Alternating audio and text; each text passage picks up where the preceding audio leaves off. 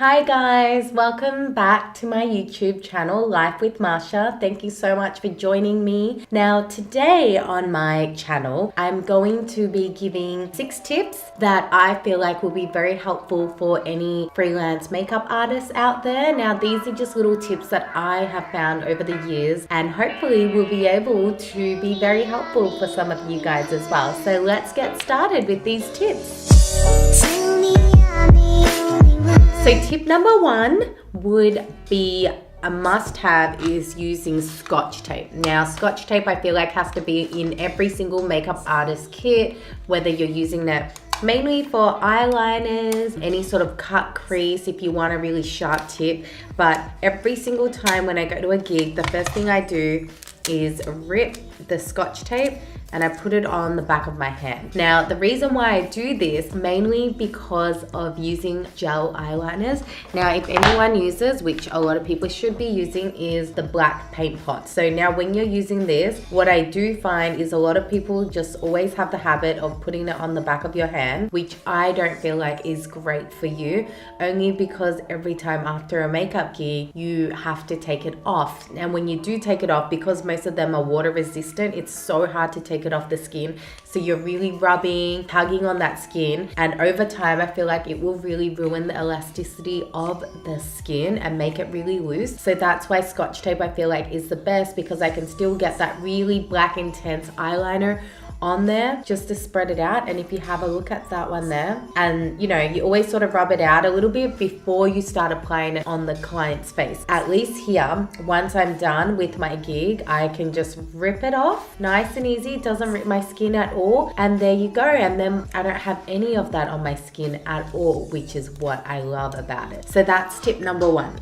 Tip number 2 I feel like is something that I've learned from my own personal experience in terms of having my makeup done by makeup artists. Now, a lot of makeup artists do the base of the makeup first. So when their liquid foundation and bronzers and everything like that is on, and when they go in to do the eyes, I don't like to have my hand on the client's face at any time. So I like to use powder puffs, and I just hook it onto my pinky finger. So when I'm doing their eye makeup or putting eyeliner down into the waterline or even mascara, it's just something that I like to lean on. You don't have any contact with your hand and the customer's face, just in terms of hygiene reasons. And also, if your hands are ever cold, like just feeling that on their skin, it doesn't feel very nice. So this is just to more increase the client's service and experience when you're doing their makeup. So powder puffs are a must-have in your kit. So tip number 3 is eyeliner. So I know eyeliner is quite scary for a lot of makeup artists. It was definitely for me for a very long time.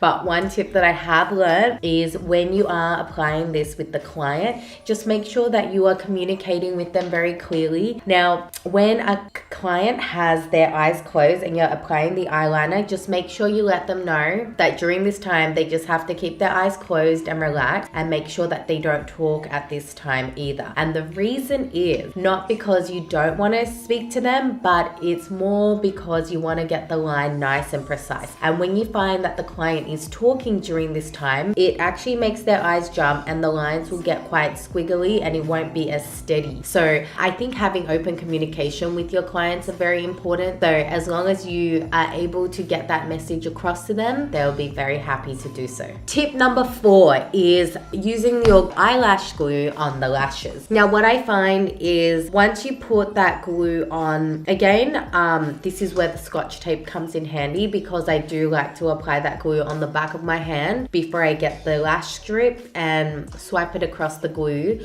But before application, just make sure that the glue is a little bit sticky and dry before you apply it. So don't just apply it and try and put it on the client's lashes straight away, because if you wait for it to dry a little bit, you'll find that it'll be a lot easier to apply, because you're able to maneuver the eyelash strip or the half bar lashes in whichever way that you want, and it will actually sit a lot nicer without without being very slippery. Tip number 5, also about eyeliners. So please make sure that you do have a black eye pencil or a brown eye pencil, and after you've stuck on the eyelashes, to always just get the client to look down and just lift their eye area up slightly and make sure that you get in that upper waterline area and fill that gap in, because if you don't fill that area in, the look won't look complete and it actually defines their eyes a lot more as well, which I find they absolutely love and is very important. And tip number 6, for me, it's very important to be very organized, especially if you are a freelance makeup artist. So I find that I always carry, you know, some sort of tin. I mean, this is my little owl one that I got from Typo, but there are other ones that you can get from either the reject shop for $2, or you can even get it from Smiggle for $3 or $4 as well. And these are just to place your brushes in here. So as you're going, just to make sure that your brushes are sitting in here, and it's just really nice and easy to get to as well, instead of having them laid out everywhere and you can't even find any of your brushes when you're going back in to redo anything for the client.